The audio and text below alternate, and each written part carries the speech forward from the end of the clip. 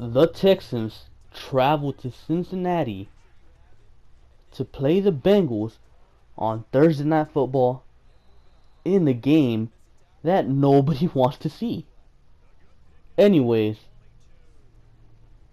the Bengals, I don't think match up that well against the Texans.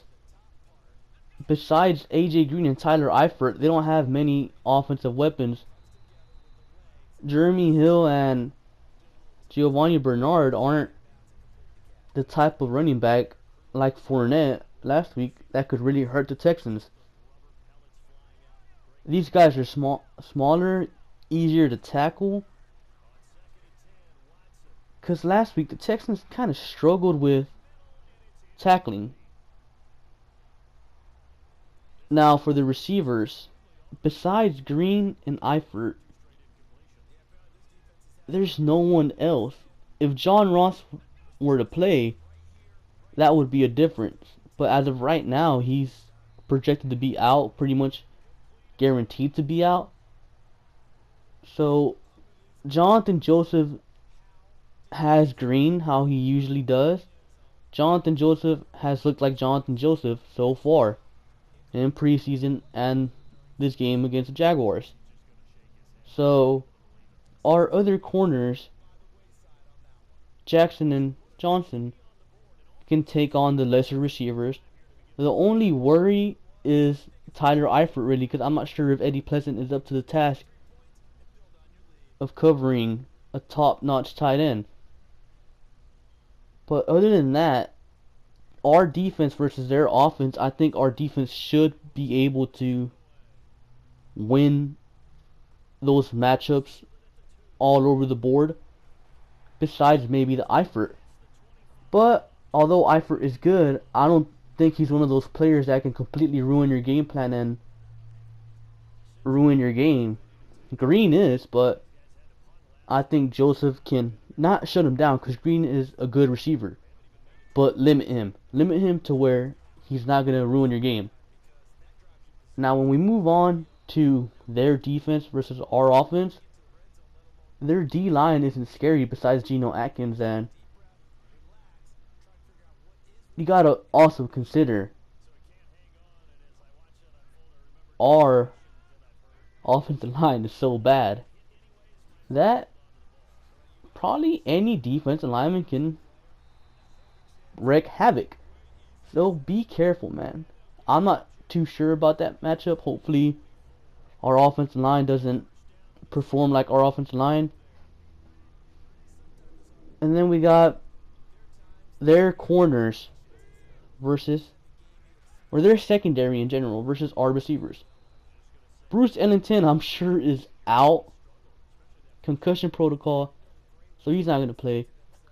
But now we get Jalen Strong back. Jalen Strong can actually play outside, unlike Braxton Miller, who's limited to playing in the slot. So that should be a welcoming comeback, having him back. But of course, now we got 3 tight ends in concussion protocol. We got Griffin, Fiedorowicz, and Steven Anderson. They're not going to play. Concussion protocol. If you come back within 1 week, you're lucky. And by 1 week, I mean Sunday to Sunday. There is no way any of these guys come back in time to play Thursday. So I don't know what the hell the Texans are going to do at the tight end position. Oh yeah, and Cushing. Cushing is also in the concussion protocol. So we got 4 players in the concussion protocol. So that sucks. That should have some sort of effect because, again, like last week, we're going to have limited personnel, especially on offense.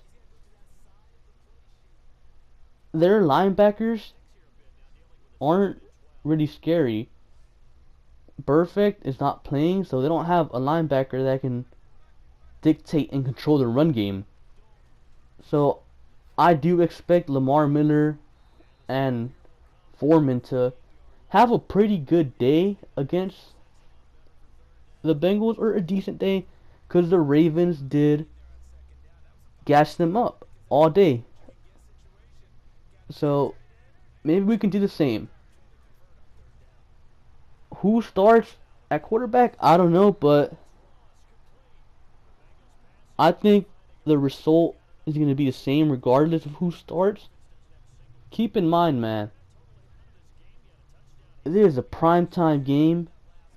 Both the Texans and the Bengals are bad in primetime games. O'Brien is actually 0-3 on Thursday Night Football for whatever reason. I don't know. He just can't get his guys ready to play on a short week. I don't know why. It just happens.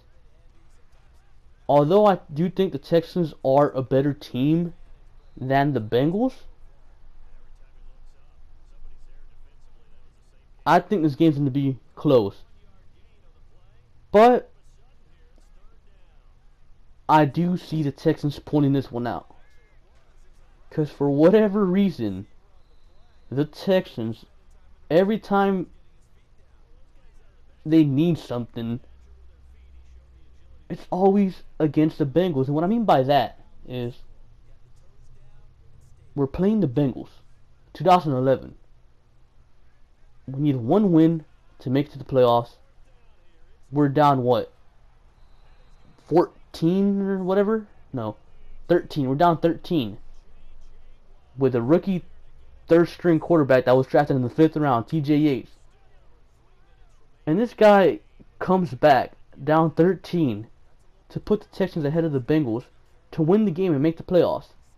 That very same season, we go on to play the Bengals in the playoffs. We beat them. So my point is, you know the rest, the history against the Bengals. The Texans always, for some reason, perform well against the Bengals and always do something to the Bengals.